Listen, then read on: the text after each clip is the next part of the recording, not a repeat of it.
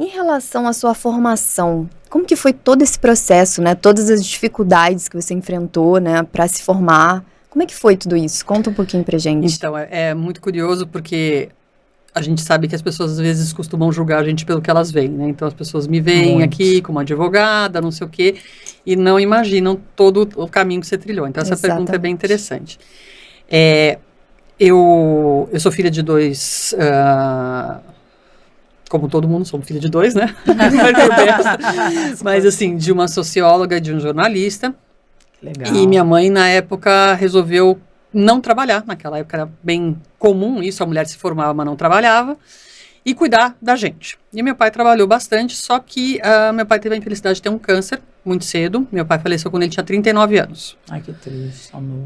E aí, com 14 anos, eu me vi, assim, naquela época, justamente, vocês imaginam a estrutura. Ele trabalhava, minha mãe cuidava da gente, e a pessoa que trabalhava, que trazia o sustento do dia a dia, faleceu. Era ele. Como é que a gente vai fazer? Porque minha mãe, inclusive, estava fora do mercado de trabalho.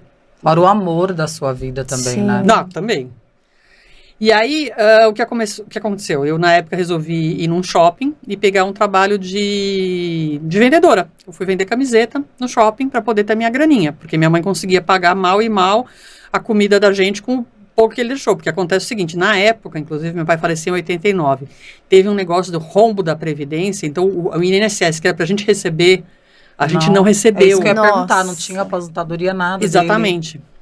Minha mãe foi conseguir isso depois de 5 anos, quando eu já estava entrando na faculdade. Gente, Então, como a sua mãe teve que ser forte, né? Porque muito, ainda era uma outra época, né? total. Imagina. Muito mais difícil do que Não, agora, ela né? conta uma história que eu fico muito emocionada, que ela disse que não queria chorar na frente da gente, pra gente não ficar triste. Então ela pegava o carro, saía, chorava. Quando ela voltava, ela lavava o rosto pra Respirava. gente poder Como que é continuar. o nome da mãe? Márcia. Márcia, um beijo, Márcia maravilhosa. Linda, guerreira. Incrível, minha mãe. Todo mundo, inclusive as pessoas apostavam assim, quanto tempo ela vai conseguir Como segurar? que pode, né? A pessoa, em vez de ir lá e ajudar, ainda olha, que foi o que a gente acabou de falar, né? Em vez da pessoa, tem pessoa que não, mas não adianta, porque a gente não vai desistir. Não vai desistir. É isso. Desistir não é uma opção. Exatamente. Não vão nos calar. Exatamente. E aí o que aconteceu? Eu trabalhei lá na loja de camisetas, tinha o meu dinheirinho e tal, fui prestar vestibular. E meu sonho era entrar numa faculdade pública, porque eu sabia que eu não ia ter dinheiro para poder pagar uma faculdade Você sempre privada. teve esse sonho de estudar direito? Desde pequena, porque meu pai, ele era jornalista, mas ele fez direito também. Então, ele trabalhava meio período, à tarde ele ia no escritório, ele trabalhava com o pai dele.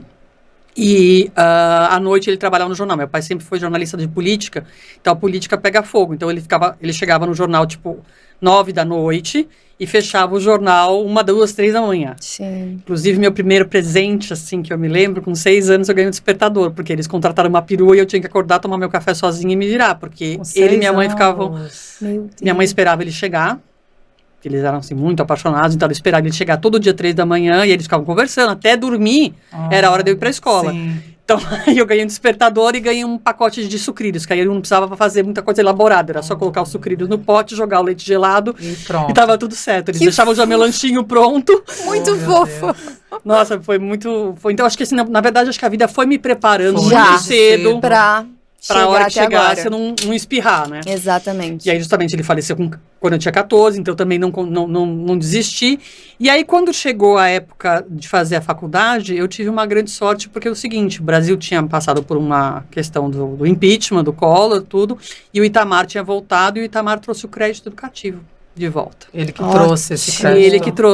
Ele que trouxe, o Brasil não tinha mais. Então, eu estudei com crédito educativo. Que esse crédito é que você paga depois. Depois que você se formar, você paga. Que agora é o FIES, né? Exatamente, Que chamava legal. crédito educativo, foi maravilhoso. Nossa, só de falar agora eu me arrepiei. Que legal. Porque foi graças a isso que eu estudei, porque eu não tinha dinheiro para comprar livro, então eu ia na biblioteca e pegava os livros da biblioteca. Nossa. Eu renovava toda semana, curso de Direito Civil. E você tudo. também se dedicou de um jeito. Não, total. Todos os meus amigos, eles iam viajar no fim de semana e eu não tinha grana para isso, eu fazia o quê? Estudava. E tua mãe toda feliz de ter Nossa, essa filha sim. maravilhosa, né? De ver Nossa, você. que orgulho, né? Porque imagina, ela perdeu o grande amor da vida dela, vocês também, né? Sim. Como filhos. E ela, pelo jeito que eles eram bem juntos, imagina Nossa. como que foi. Não, e foi terrível, porque assim, meus pais se conheceram, eles têm uma história muito bonita. Acho que a gente tem espaço aqui para conversar. Claro, Óbvio. bora, Fica à vamos vontade. O meu pai era mais novo que a minha mãe. Meu pai era 3 anos mais novo que a minha mãe. Eles se apaixonaram. Ele tinha 17, ela tinha 20. E eles queriam casar.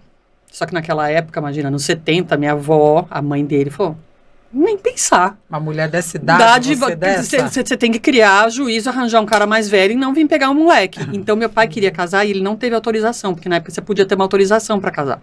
Então, eles fizeram, meu pai faz aniversário dia 13 de dezembro. Eles casaram dia 7 de janeiro, porque assim que ele fez 18 anos, eles entraram nos papéis, porque eles queriam casar. Então, e é muito engraçado, porque assim, parece que a vida estava preparando. Tipo, vocês têm que viver isso agora, porque ele vai morrer embora cedo. Ai, exatamente. Que lindo isso. Não, é muito maravilhoso. Linda. Eles têm uma história maravilhosa, assim.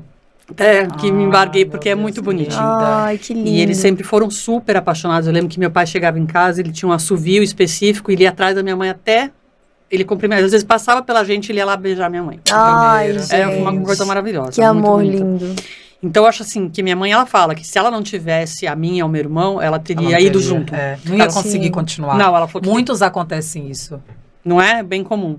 Ela falou que quando ela olhava nós dois ali, ela ia pro carro, chorava lá e voltava. Falava, eu tenho que cumprir. E seu irmão, ele é mais novo ou mais velho? Mais novo. Eu tinha 14 quando meu pai faleceu, meu irmão tinha 7 anos. Nossa, e minha mãe disse que foi assim, quando veio o diagnóstico do meu pai de câncer, ele tinha 2 anos e eu tinha 9. E foi muito rápido, assim. Muito rápido. E a minha mãe disse que virou assim, à noite, minha mãe... Eles não eram muito religiosos, até porque eu falei, minha mãe é socióloga, meu pai é jornalista, aquela coisa tipo, religião. E ela disse que nesse dia ela ajoelhou, que ela tinha formação presbiteriana. Ela ajoelhou para Deus e falou assim, olha, eu tive já 10 anos com essa pessoa maravilhosa. Minha filha também já teve. O meu filho não teve tempo. Deus deixa ele mais um pouquinho. Ai, que linda. E aí, meu irmão, ele viveu mais 5 anos. E o câncer que meu pai teve é um câncer que chama melanoma. O melanoma até hoje não tem cura. Muitos cânceres tem. E na época do meu pai não tinha, assim, você tinha um diagnóstico, 6 meses depois a pessoa morria. E meu pai viveu 5 anos e 6. A mais. E ela fala que a gente se acostumou, que é bom, né? Então ela pediu, Deus atendeu, mas ela queria mais. Todo mundo tem, eu falo, prazo de validade. A gente tem prazo para vir e para ir. Que na verdade, nosso corpo, né? Aqui a gente tá tudo de passagem. Sim, somos um capítulo. O espírito que é o mais importante, né? Uma passagem, mas a gente não consegue ver assim, né? Não, é muito difícil. Pra gente conseguir desapegar, a gente vai... É um trabalho, né? Que a gente tem que fazer. E ela teve que ressignificar a vida dela. Minha mãe depois nunca mais casou. Essa é a palavra. E ela falou assim, vou viver para os meus filhos. Ela não quis mais. E ela tá bem assim. Tá super bem hoje. Super. Ela mora... Ela mora sozinha, ela mora sozinha, ela mora no litoral. Ai, que gostoso, mora na praia. A gente desce a cada 15 dias para vê-la e